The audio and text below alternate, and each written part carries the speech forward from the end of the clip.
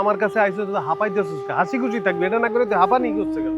হাঁপানি করছে কেন তোর? আরে কইস না, তোর সাথে দেখা করতে এসেছিলাম, রাস্তায় এক ছোট ভাইয়ের সাথে দেখা হয়ে গেল। আর ছোট ভাই নাকি জিনে ধরছে। কি যে একটা অবস্থা মামা, তুই দেখলে বুঝছি, তুল কালাম অবস্থা। আর বেটা তোর আমি কি কম, অশিক্ষিত কইলে আমার গায়ে লাগবো, কারণ তুই আমার বন্ধু। তোরা এই যে মফস্বলে যারা থাকস না, তোরা মামা এই যে জিনবুত বিশ্বাস করস না, এগুলো একদম কিচ্ছু নাই, বুঝছস? এগুলো হলো মানুষের কল্পনায় বানানো জিনিসপত্র, এগুলা বাদ দে।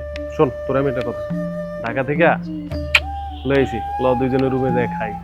না রে দোস্ত, আজকে খাওয়া যাবে না, আজকে আমাদের শনিবার, শনির দশা চলতেছে, যে কোনো সময় যে কোনো খারাপ কিছু হয়ে যেতে এই পারে। থাম থাম থাম, বুঝতে পারছি তোর মতো কি কম। এই মামা যা তো, আমি একলা খাবো, যা তুই যা, পেরে আছি যা।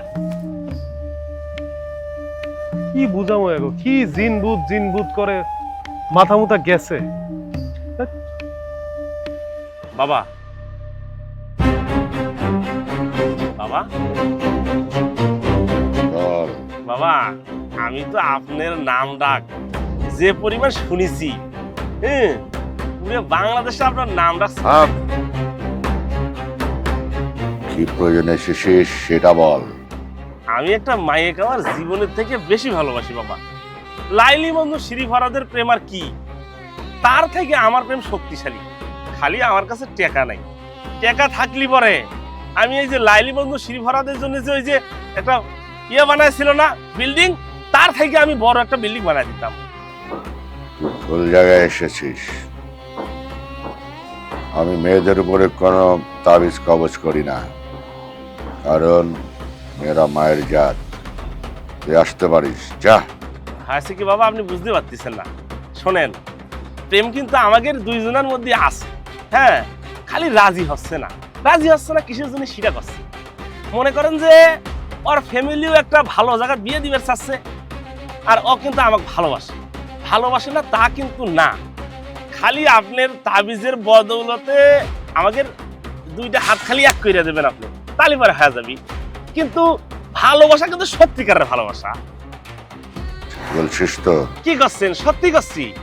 ঠিক আছে।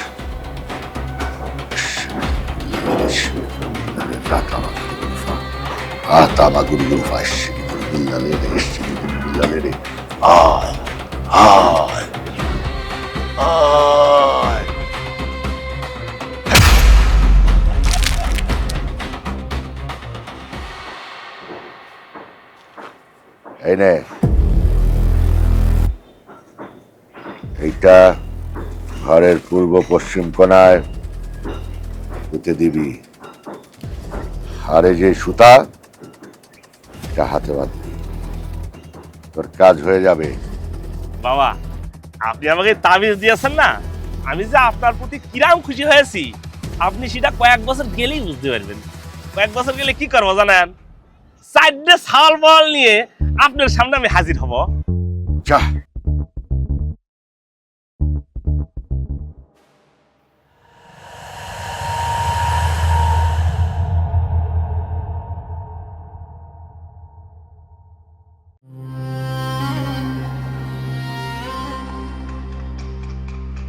মাটির নিচে চাপা কান্না শোনে শুধু রাত, কবরের মাটি ফুঁড়ে ওঠে কারো হাত, বালিশের পাশে পড়ে থাকে কালো ছায়া, স্বপ্ন নাকি সত্যি বুঝে ওঠা যায় না।